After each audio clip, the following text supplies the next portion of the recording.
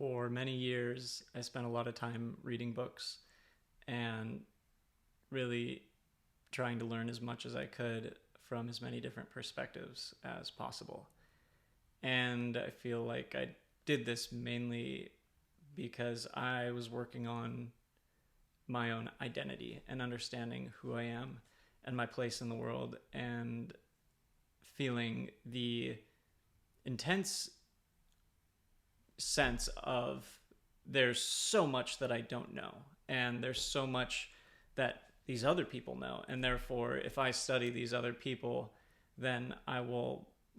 have learned something beyond what my own life experience could have ever shown me. And I feel that that is the magic of reading or sharing stories in general. And I recognize that that's a lot of wisdom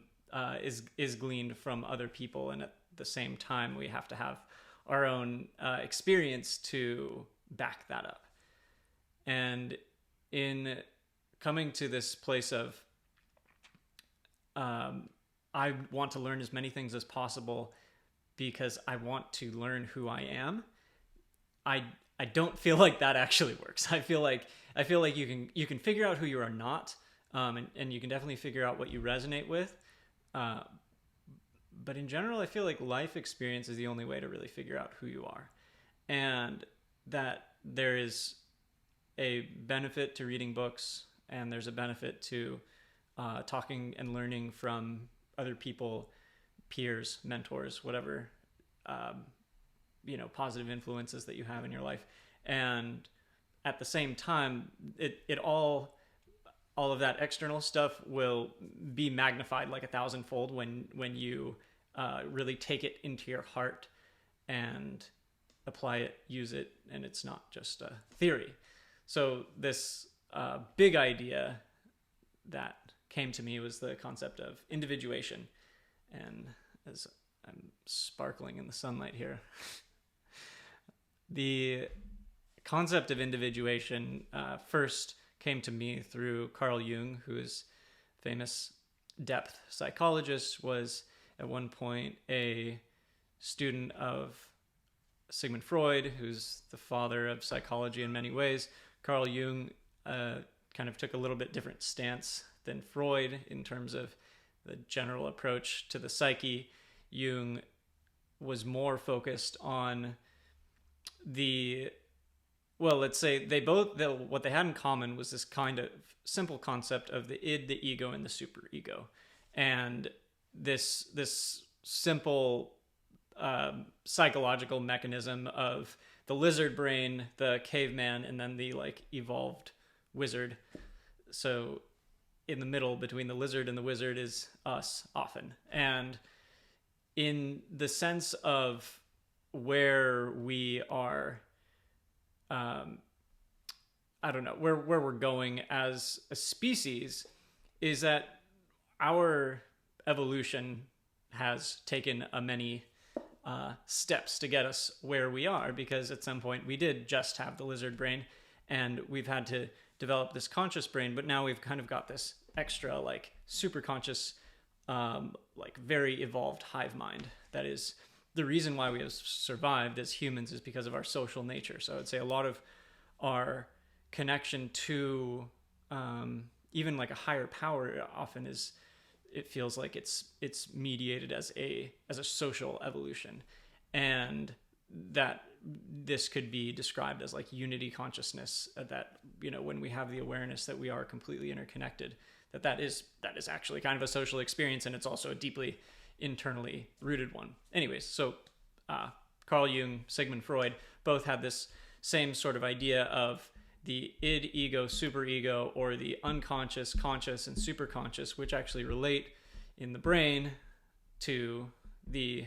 medulla, or the base of the brainstem, where the spine and brain meet to connect the central nervous system of the lower half, or the lower everything below your neck to your brain. And then the conscious brain, which or the conscious mind, I guess, is all over the place. But then the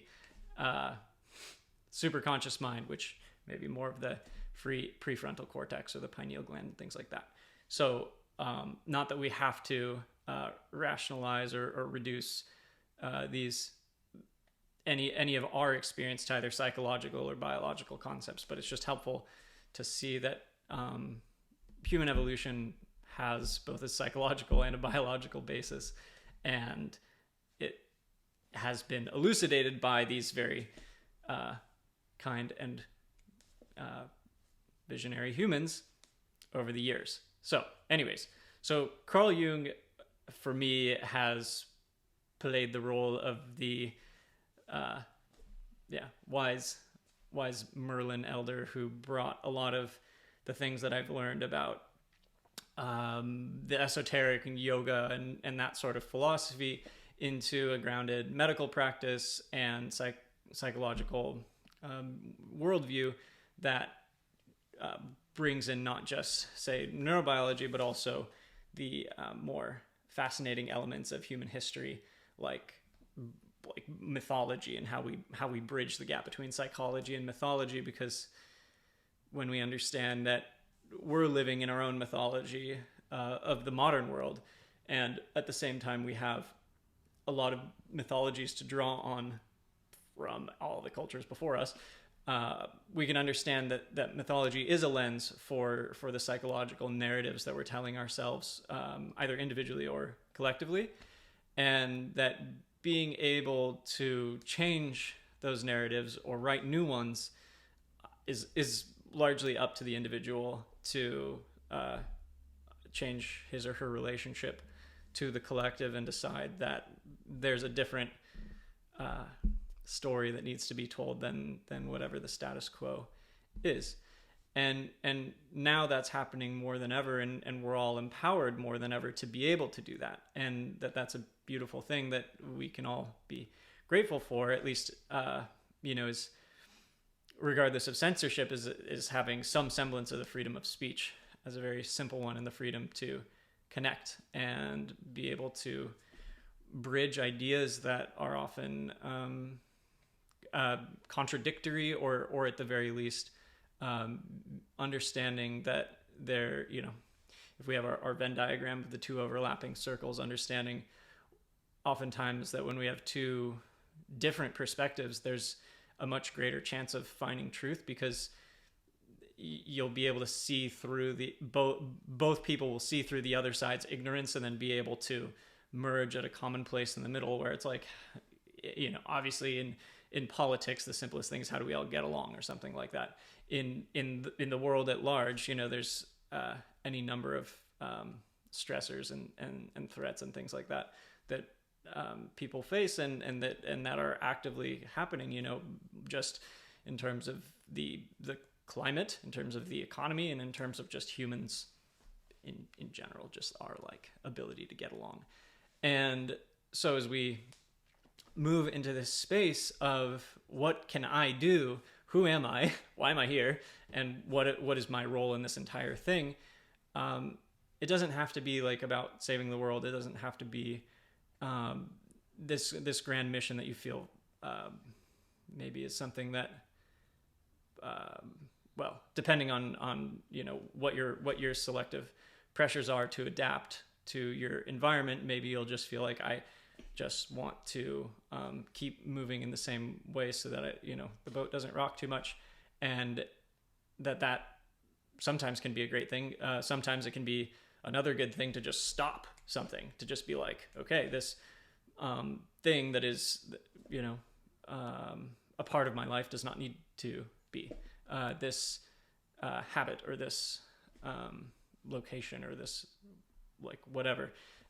Sometimes stopping something is a great way to make the change. Another way is to just shift your perception through different sorts of activities that can change your brain state. So anything like meditating, journaling, drawing, playing a musical instrument, talking to people who you don't normally talk to, just getting outside and enjoying nature and some exercise. All of these things can kind of make a really big difference in shifting our perspective and give us a slightly different sense of who we are and our place in the world. And obviously, you know, that one of the biggest ones is our relationships and our roles in our working life. So as we develop different capacities, different abilities, we don't have to be, and we really we don't need to ever be defined by our one role. If we have been in this one role of whether I'm a student or whether I'm a banker or whether I'm a parent or whatever it is, like to be allowing ourselves to be defined by something greater than what our main hats that we wear in life. And I'll say this often, and at the same time, it's important to like really stand strong to what your purposes or what your duties are, and how to perform them, obviously to the best of your ability, and at the same time recognizing that you're an evolving person, and then that may change over time. So to not let your identity get too caught up in that, and that sort of idea is threatening in many ways, because we do like to have as much security as we can about our ego, our identity, and how individuation, or this process of self-realization, kind of comes in, is to recognize and being essentially just being secure in the self, being secure